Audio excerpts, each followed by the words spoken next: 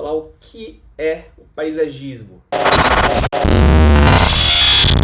Tá? Bom, o conceito de paisagismo é estudo da paisagem, tá? Mas não é só isso que faz um paisagista, não é só estudar a paisagem. Uma coisa que o pessoal sempre pergunta, qual que é a diferença de paisagismo e jardinagem, já que são coisas extremamente tangentes, extremamente parecidas, tá? E que, de certa forma, tem uma aplicação muito parecida. Bom, o paisagismo, como já dito, tá? Ele é o estudo da paisagem. Então, ele vai fazer todo um planejamento, vai fazer todo um projeto, tá?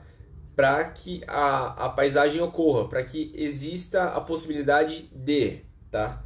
Já a jardinagem é a área que vai aplicar esse estudo. Então, vai fazer a implantação, vai fazer a manutenção e preservação dessa área, beleza?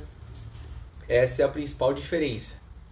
Então, consequentemente, a gente pode chegar na conclusão de que um jardineiro não necessariamente consegue ser um paisagista, mas que grande parte dos paisagistas conseguem, são jardineiros, ou foram, ou vão ser algum dia, no momento da vida, certo? Enfim, por conta de estudo, por conta de uma série de coisas que não vou entrar no mérito novamente aqui. E uma outra coisa que a gente vai abordar aqui agora é um pouco dessa etapa, dessas ferramentas que a gente tem para poder fazer esse estudo de paisagem, tá? Para que não tenha nenhum tipo de problema futuro e para que todas as etapas sejam cumpridas de maneira que não dê nenhum tipo de imprevisto, para que saia tudo conforme o planejado, beleza? Se chama estudo preliminar, tá? Que é um estudo que a gente faz antes de começar a atuar de fato no que a gente está fazendo, beleza? Bom, beleza. O que é o estudo preliminar? De fato, basicamente, é o estudo que a gente faz antes que é o pré, beleza? No caso, a gente tem alguns aspectos que a gente deve sempre analisar, tá? No estudo preliminar, que é a luminosidade, que é o acesso à manutenção. Então, se a pessoa consegue regar, por exemplo, tá? Tem gente que quer colocar planta, sei lá, no última prateleira do armário. Não vai rolar, tá? É difícil de acessar para regar, é difícil de você cuidar, a planta não consegue tomar um ar, não consegue ter um espaço ali para poder sobreviver bem, beleza? Temperatura do local, isso vai influenciar muito, porque, por exemplo, não adianta nada a pessoa querer colocar a planta, sei lá, na saída do ar-condicionado. Frio pra caramba, a planta não vai dar certo. Ou então em cima do fogão, que tem um monte de gordura e é calor boa parte do tempo, tá? Não vai dar certo. Se o local bate vento ou não, também determina muito. Que, por exemplo, tem algumas folhas bananeiras, por exemplo, helicônias, que tem folhas mais largas, tá? E podem acabar sendo rachadas com o vento, certo? E a gente tem um processo também que literalmente, tá? É como se fosse um suor que as plantas têm, que faz ela perder mais água, faz ela desidratar de forma mais rápida. Então não é interessante a gente deixar a planta exposta ao vento. Obviamente, não é toda vez que dá, mas quando dá, a gente tem que evitar, beleza? Tem que atentar também à frequência de manutenção que esse jardim, que essas plantas vão ter. Por quê? Não adianta nada a gente ter manutenção praticamente diária, ter manutenção quinzenal, semanal, enfim, as 4 manutenções completas e, sei lá, querer colocar um jardim de cacto que não demanda manutenção. Pelo menos não 3 tipos de manutenção, que a diária, a semanal e a quinzenal. Só o mensal já está mais que o suficiente para cacto, por exemplo. Ou não adianta a gente ter só a manutenção mensal e ter uma planta que demanda cuidados todo dia, tá? Porque aí não vai dar certo, não vai rolar, beleza? Uma outra coisa que a gente deve atentar sempre é o fluxo de pessoas. Vai ter gente passando o tempo todo, vai ter gente periódica que fica muito tempo lá, um tempo de permanência grande. É fluxo de carro, é fluxo de quê? De pessoas, de crianças, é um playground, é um campo, o que é lá? Qual que é o fluxo de gente que tem ali? gente tem que atentar a isso, tá? Uma das coisas mais importantes, que na verdade devia ser a primeira de todas, sempre, é qual a necessidade do cliente, tá? Ou de quem é o usuário do jardim, que é o principal, tá? Por quê? Não adianta nada a gente ter um jardim maravilhoso, um jardim perfeito, que não atenda o que o nosso cliente quer. Como assim não atenda o que o cliente quer? Ele não quer ver a planta bonita, a planta feliz e é isso que tá bom? Não, não é. Por exemplo, nesse espaço aqui que eu tenho, vamos supor que eu queira esconder essa parte aqui, ó, essa coluna aqui. Não adianta nada eu querer colocar uma planta que seja ó, desse tamanho, pequenininha, baixinha, porque não vai resolver. Então o que eu teria que fazer nesse caso? Ou colocar uma planta que caia, ou uma planta que suba bastante, para justamente atender essa necessidade que eu tenho de cobrir essa coluna aqui. Tá? Isso é entender a necessidade, certo?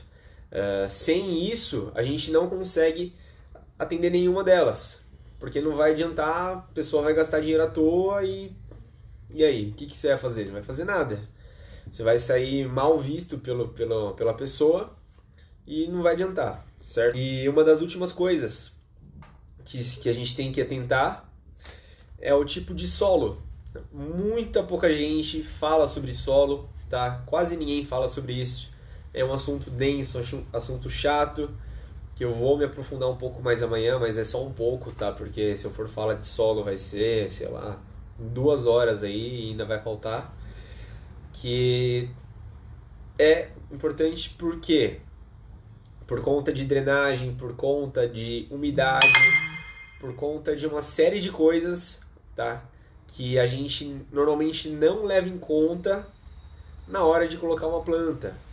Então, por exemplo, se eu tenho um solo mais poroso, um solo mais leve, um solo com pedaços de casca de árvore, por exemplo, solo com bastante areia, por exemplo, o que vai acontecer? Esse solo ele vai secar mais rápido, então a demanda de água é maior, tá? Por outro lado, vou ter mais manutenção? Vou ter mais manutenção, mas por outro lado, eu vou ter que as raízes da planta elas vão se desenvolver de forma mais fácil, porque vai ser menos duro, menos pesado para elas prosseguirem, entendeu? Para elas crescerem com facilidade, certo? Se eu tenho um solo que é mais denso, que é mais pesado, que tem as moléculas menores, tá? Como por exemplo a terra vermelha, que é uma terra barrosa, né? Um barro mesmo, né? A gente tem um acúmulo de água, um acúmulo de nutriente maior, o que é bom, tá? A gente vai molhar menos e tudo mais, vai adubar menos, vai gastar menos dinheiro. Só que as plantas vão ter mais dificuldade para desenvolver por conta dessa questão das raízes, tá? Então as raízes vão se desenvolver de forma mais demorada, tá? As raízes vão desenvolver de forma mais fraca. As plantas podem vir a perecer por conta disso, por conta dessa escolha de solo ruim, certo? E eu tenho certeza que isso não é interessante para você, não é interessante para quem você está fazendo o seu jardim e não é interessante para ninguém, tá? Seria de fato uma economia burra, tá? Não adianta nada a gente comprar um vaso vietnamita importado de R$600 e querer economizar na hora de escolher a terra, tá? Não adianta porque não vai dar bom, beleza?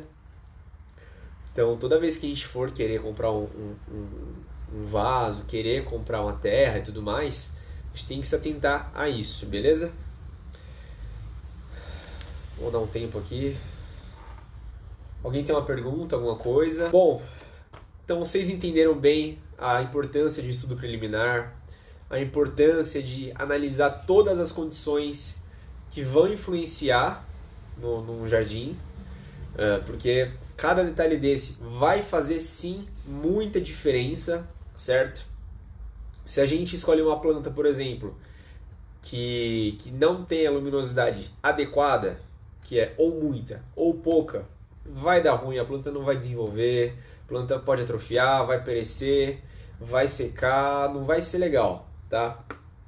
Se a pessoa escolher uma planta e colocar num lugar que demanda uma manutenção alta, e colocar num lugar que a manutenção é dificultada, por exemplo, em cima do armário, em cima da geladeira, que às vezes é alto, às vezes não dá para chegar tão fácil, a planta vai perecer, a planta vai sentir, a planta vai ficar feia, não vai ser legal, tá?